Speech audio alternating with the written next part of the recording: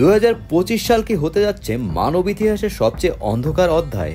Russia Ukraine থেকে ভারত পাকিস্তান যুদ্ধ নিয়ে অনেকেই আশঙ্কা করেছিল তৃতীয় বিশ্বযুদ্ধ হওয়ার, কিন্তু যখন এই যুদ্ধের অবস্থা থেমে গিয়েছে তখন ইরান ও ইসরায়েল যুদ্ধ আবারও তৃতীয় বিশ্বযুদ্ধের আশঙ্কার কথা বলছে। বিখ্যাত জ্যোতিষী বাবা ভাঙ্গা ও নস্ট্রাডামুস আগে থেকে ভবিষ্যৎবাণী করেছিলেন 2025 সাল যুদ্ধের বছর হবে। আর বর্তমান সময়ে ব্রাজিলের এথোস সালোমে ও লন্ডনের নিকোলাস আউজুলা সকলেই একই কথা বলছেন, এবছর শুরু হতে পারে তৃতীয় বিশ্বযুদ্ধ। শুধু তাই নয়, বিখ্যাত ফ্রিমেশনারি আলবার্ট পাইকো ভবিষ্যৎবাণী করেছেন তৃতীয় বিশ্বযুদ্ধ নিয়ে। তবে কি ইরান ও ইসরায়েলের যুদ্ধ দিয়েই শুরু এই তৃতীয় বিশ্বযুদ্ধের?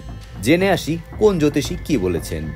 দৃষ্টিশক্তিহীন বুলগেরিয়ান ভবিষ্যৎ বক্তা বাবা ভাঙ্গা, যিনি 9/11 প্রিন্সেস ডায়ানার মৃত্যু এমনকি জলবায়ু পরিবর্তন জনিত ভূমিকম্প ভবিষ্যৎবাণী করেছিলেন।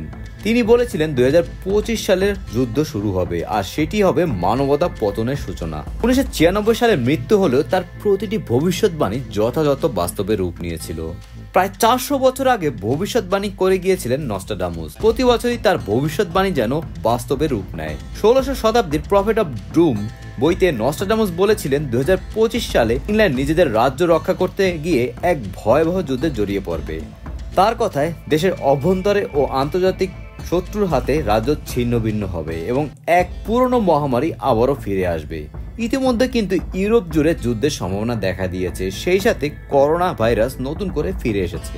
এথোস সালামে বর্তমানে জনপ্রিয় একজন জনক, যিনি কুইন এলিজাবেথের মৃত্যু আর্জেন্টিনার বিশ্বকাপ জয় নিয়ে ভবিষ্যৎবাণী করেছিলেন। ব্রাজিলিয়ান লিভিং নস্ট্রাডামুস এথোস সালামে বিশ্বাস করেন এই যুদ্ধ হবে শুধু মানুষের নয়, যন্ত্রেরও। এ হবে এআই এবং সাইবার অস্ত্রের ভয়াবহ লড়াই। তিনি প্রশ্ন তুলেছেন, যখন যুদ্ধের সৈনিক হবে মেশিন, তখন আমাদের ভবিষ্যৎ কোথায়?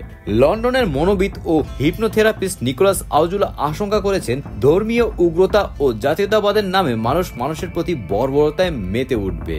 কম্প্যাশনের অভাবে যুদ্ধ ডেকে আনবে, এই ছিল তার দর্শন। এদিকে আমেরিকান ফ্রিমেসনারি আলবার্ট পাইক বিখ্যাত হয়েছেন তার বিশ্বযুদ্ধ নিয়ে ভবিষ্যৎবাণী করা নিয়ে। 1891 সালে মারা যাওয়া এই ব্যক্তি প্রথম ও দ্বিতীয় বিশ্বযুদ্ধ ঠিক কী কারণে হবে সেটি সঠিকভাবে ভবিষ্যৎবাণী করে গিয়েছিলেন। তিনি তৃতীয় বিশ্বযুদ্ধের কারণ হিসেবে ইহুদি ও মুসলিমদের লড়াইকে উল্লেখ করেছেন। ভবিষ্যৎ অনিশ্চিত, কিন্তু এই ভবিষ্যৎবাণীগুলো আমাদের চোখ খুলে দেয়। প্রযুক্তি, রাজনীতি ও মানবতার মধ্যে ভারসাম্য কতটা জরুরি, যুদ্ধ হবে কি হবে না সেটা ভবিষ্যৎ বলবে। আপনার কি মনে হয় এই ভবিষ্যৎবাণী কি এবছর মিলবে? জানিয়ে দিন কমেন্টে।